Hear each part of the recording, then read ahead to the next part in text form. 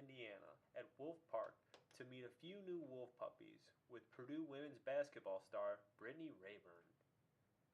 We lightly dipped our shoes in a bleach solution to disinfect our feet before we met the puppies.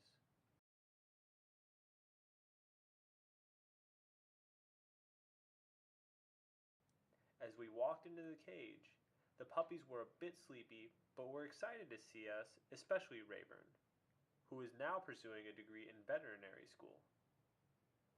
Sure, yeah, if you're near some place, that would be fine.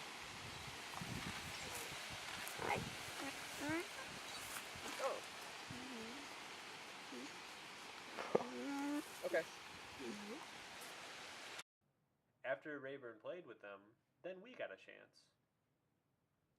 The puppies were very friendly and eager for attention.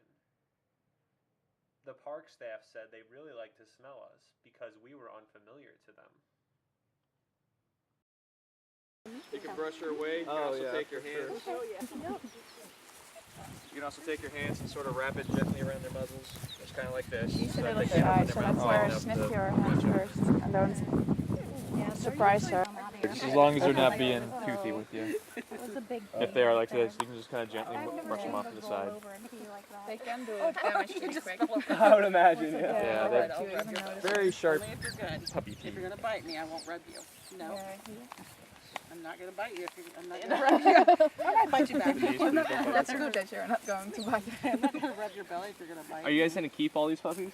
No, we won't. We'll place them out to other facilities. We're actually working on the process of determining where they're going to go right now. We will keep some of them. A lot of it has to do with personality, who gets along well with both people and our main pack.